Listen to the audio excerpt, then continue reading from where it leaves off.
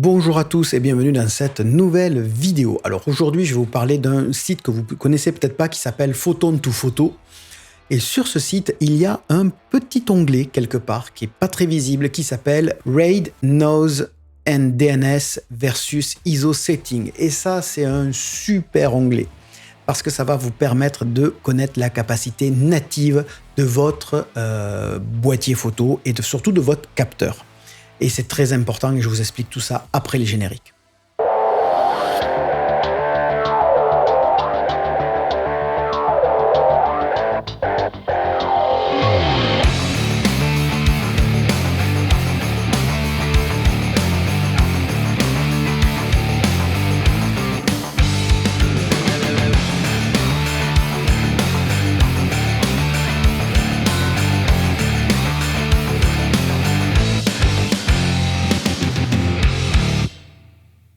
Alors, qu'est-ce que la capacité native, vous allez me dire? C'est quelque chose que beaucoup ne connaissent pas, qu'on ne parle pas beaucoup, et moi je vois beaucoup sur les groupes Facebook quand j'en parle, les gens ne comprennent pas, surtout quand je leur dis que j'utilise moi un profil log en plus du profil RAW pour faire des photos, pour avoir la dynamique complète et du coup la capacité native complète de mon boîtier, ce que ce petit logiciel qu'on va voir après ne vous montre pas.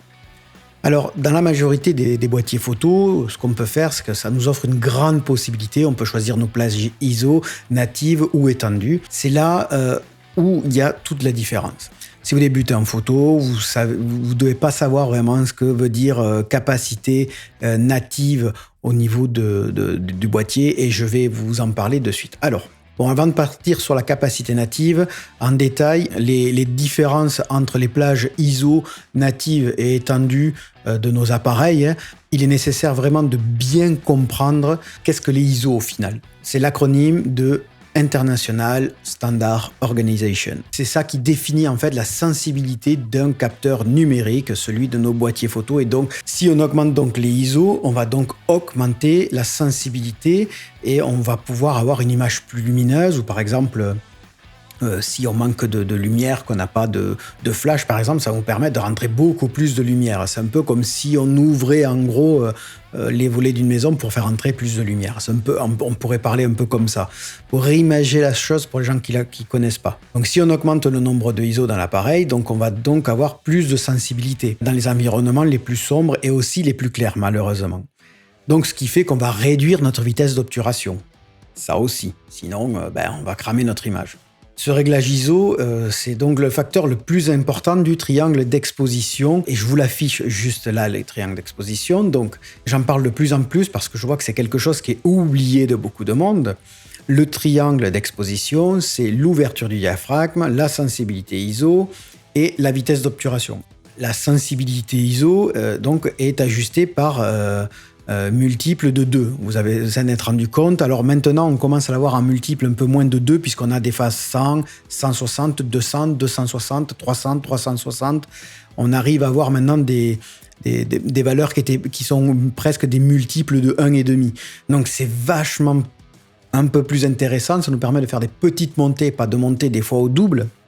Donc ça, c'est assez intéressant. Et en fait, ce logiciel ce petit tableau qu'on va voir où vous pouvez choisir l'appareil, vous allez vous rendre compte de où c'est que le capteur est le plus à l'aise pour travailler et où c'est qu'il est le moins. Et vous allez vous rendre compte que c'est super utile. On se retrouve sur le site. Donc voilà, quand vous tombez sur le site, alors la page sera blanche, moi j'ai noirci pour vraiment bien voir parce qu'en fait c'est très mal fait, on ne voit pas les bords. Quand vous tomberez sur le site, vous allez tomber sur ce tableau et sur tout ça. Donc vous voyez, ils ont mis les iPhones, mais après ils ne sont pas les plus loin que le 7. Et vous avez tous les boîtiers qui existent. Vous avez du Zeiss ZX1, vous voyez tous les Sony qu'il y a, bon, les Canon ici et là. Alors si on regarde un petit format de chez, par exemple, chez Canon, alors on va regarder un vieux boîtier, le D300, celui que j'avais. Vous voyez la capacité native, 100 ISO, 126, ça fonctionnait bien, 159. À partir de 200, on va commencer à bruiter. 300, 251, 300. Et puis après, plus on va monter, plus il va bruiter. Et puis quand on arrive là, c'est irrécupérable généralement. Bon, je vous rassure que même là, sur le D300, ça commence à être dégueulasse. Donc on sait que sur un APS-C, par exemple, il va falloir qu'on reste max jusqu'à 400 ISO, mais encore 400 ISO, moi je me rappelle, il bruitait quand même, c'est quand même assez dégueulasse. Donc vous voyez, là on est vraiment dans le top du top, jusqu'ici. Voilà. Vous voyez, le petit capteur, c'est ça qui est embêtant, c'est que c'est... Voilà, si on regarde la différence avec, je vous affiche à l'écran là, un APS-C et un plein format, vous voyez déjà la différence de capteur. Ça n'a rien à voir et donc du coup, le grand capteur est plus lumineux que le petit. Maintenant, on va partir sur le Sony A7 III, celui avec lequel je filme actuellement, avec un format log pour avoir une image beaucoup plus jolie à l'étalonnage. Le voici, il est là, A7M III. Et là, vous voyez, ça n'a rien à voir.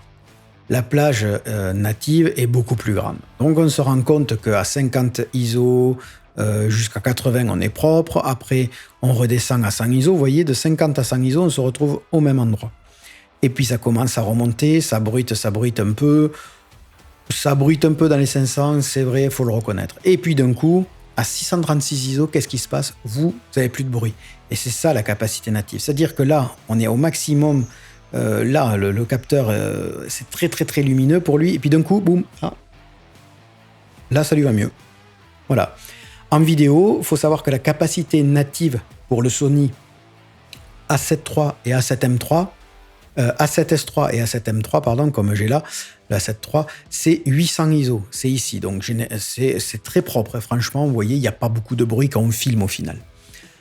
Et puis après, ça va recommencer à bruiter. Et puis après, à partir moi, je trouve qu'à partir de 1600, c'est encore exploitable, mais quand on commence à passer les 3000, ça commence à être à bruiter. Donc moi, faire des photos de concert à 3200 ISO, j'ai jamais fait. Honnêtement, moi, maximum, que je crois que je suis monté jusqu'à 1000 ISO max. 1000 ISO max. Mais généralement, je suis plus entre 200 et 1000, je navigue. Pourquoi? Parce qu'aujourd'hui, on a des éclairages HD sur les scènes. Ils éclairent avec des super lumières. On y voit super bien. C'est sûr que quand ils font de la basse lumière, voilà, on va devoir monter assez haut. Après, c'est pas gênant si on veut voir du grain. Maintenant, je vais vous prendre le A7S III, puisque beaucoup de monde demande souvent sur les groupes Facebook si le A7S III est bien au niveau basse lumière. Alors oui, il est étudié pour, de toute façon, puisqu'il est étudié à la base celui-là pour faire beaucoup plus de vidéos que de photos. Et vous voyez en vert le A7S III. Et vous voyez que le A7S III, il n'a pas du tout la même capacité native. Déjà, on peut descendre à 40 ISO. Bon, même déjà, moi, 50 ISO, c'est très rare quand je m'en sers. Et vous voyez qu'il bruite beaucoup moins. Même là, il est à 80 ISO, il est nickel comparé au A7 III qui, lui, est un peu plus, va bruiter un peu plus. Donc, vous voyez, déjà, pour le même niveau, on n'est pas au même endroit. Et puis après, ça va monter. Vous voyez que lui, par contre, c'est à 1273 ISO qui va commencer à tabasser vraiment, à monter dans le capteur ces ISO, puis à 1600 d'un coup tout rond, vous voyez, de 1300 on va bruiter beaucoup, et à 1600 le bruit va disparaître, parce qu'on retombe dans la capacité native parfaite du boîtier.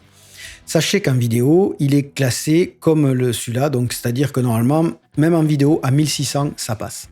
Ensuite, vous voyez, les montées sont beaucoup mieux. Donc, avec un A7S III, oui, là, monter à 3200 ISO, c'est largement faisable. Et puis après, bien sûr, ça va commencer à monter. Généralement, quand on arrive ici, on vous dit que quand on arrive dans les côtés blancs comme ça, là, les triangles, c'est irrécupérable. Alors, ouais, c'est déjà, moi, je trouve que... Moi, j'aime pas le bruit. Donc, dès que je commence à avoir un peu beaucoup, j'aime pas ça. Et on peut regarder avec d'autres boîtiers. Et puis, vous pouvez faire le test avec d'autres boîtiers. Alors moi, j'ai essayé un petit boîtier qui est sympa pour faire de la vidéo. On me l'avait prêté, j'ai dit je vais tester. C'est le A6000. Et le A6000, alors vous voyez, il n'est pas formidable en photographie. Bon, il est pas mal dans les 100 ISO. Après, il va commencer à bien bruiter. Par contre, en vidéo, honnêtement, à 800 ISO, il fait bien le boulot. Moi, je trouve qu'il le fait vachement bien le boulot. C'est pas trop dégueulasse et c'est encore rattrapable. Donc voilà. Et là, vous voyez, donc du coup, vous pouvez vous permettre de voir plusieurs trucs. Alors, on va s'amuser, on va rigoler pour voir. Vous voyez, là, tous les gens qui disent, ouais, l'iPhone, voilà, l'iPhone 10, l'iPhone 10S Max 12, vous voyez, c'est pas du tout. Quand je le dis que c'est pas fait pour faire de la photo, voilà. Vous voyez, la montée ISO, puis là, le capteur, à partir de... Vous voyez, ce que c'est ça, les appareils photo. À 251 ISO, c'est dégueulasse. Voilà, c'est dégueulasse.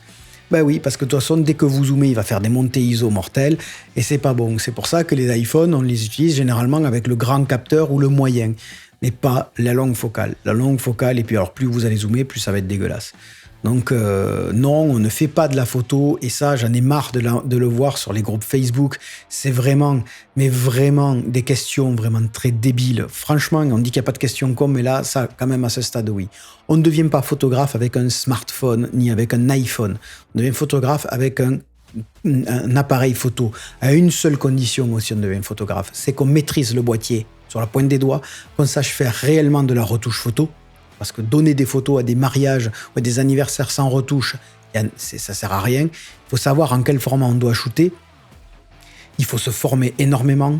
Il faut avoir le matériel généralement en double en cas de casse.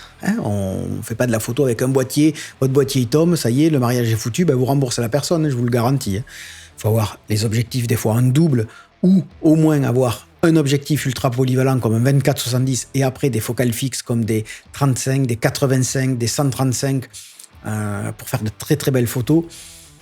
Voilà, on ne devient pas photographe avec n'importe quel appareil non plus. Beaucoup de photographes vous le diront, on va privilégier quand même le plein format pour avoir quand même des photos quand même beaucoup plus lumineuses, avoir une très grosse dynamique. Et comme je le dis souvent, moi j'associe aujourd'hui le RAW avec un format log. Alors je vous affiche la vidéo ici et vous irez voir. Il y a deux vidéos. Il y a première vidéo, c'est celle-là où je parle justement du format RAW et du format log. Je fais d'ailleurs, je montre comment je règle le boîtier. Et dans cette vidéo-ci, que je vous affiche juste ici, je vous montre en fait tout simplement la différence entre une photo faite en RAW et une photo faite en log. Et là, vous allez voir que c'est le jour et la nuit. La dynamique n'est pas la même. Et vous pouvez regarder toutes mes photos que je fais aujourd'hui depuis que j'ai le Sony A7 III. Elles sont toutes au format RAW et log. Et franchement, même le HDR, je le fais en log. Et c'est autre chose. C'est le jour et la nuit. Ça n'a rien à voir. J'ai une dynamique complète. Et d'ailleurs, je vous le redis ici, mais je le dis dans la vidéo, j'utilise un log, et ça, c'est la vérité, vous pouvez dire ce que vous voulez, vous avez qu'à aller voir des personnes du cinéma qui vous diront « Bah oui, nos caméras sont à 800 ISO maximum dès qu'on commence à filmer, parce qu'elles utilisent la pleine capacité native et la pleine capacité du RAW et du log, avec le capteur en pleine capacité. Le RAW, lui seul, ça vous donne juste une image dynamique et de permettre de travailler dans le pixel. C'est tout. C'est tout ce que ça fait. Et si vous rajoutez le log dessus, ça rajoute la capacité complète et la dynamique complète du boîtier, enfin du capteur. Et vous verrez que ça n'a rien à voir. Vous allez avoir des photos beaucoup plus lumineuses, beaucoup plus faciles à étalonner, avec un étalonnage mais à la perfection. Alors oui, vous allez avoir des photos désaturées. Et encore, je le remonte sur cette vidéo. Comme vous voyez ici, la moitié de la vidéo, ça c'est le format RAW log. Et l'autre partie que vous voyez colorée d'un mois, c'est le format, en fait, tout simplement le format étalonné. Et ça n'a rien à voir. Je peux vous garantir que si vous voulez faire des effets cinématiques, c'est fini de mettre un petit filtre blanc pour casser les noirs. Non, vous verrez que là, les noirs ils vont être désaturés, décontrastés, et vous aurez une plus belle image. Voilà, j'espère que cette vidéo vous aura plu. Le lien, je l'affiche juste ici, mais je le mets aussi entièrement dans les commentaires. Et puis, n'hésitez pas en commentaire à me faire vos retours. Et ça sera avec plaisir que j'y répondrai. Je vous dis à plus pour une prochaine vidéo. Salut les amis!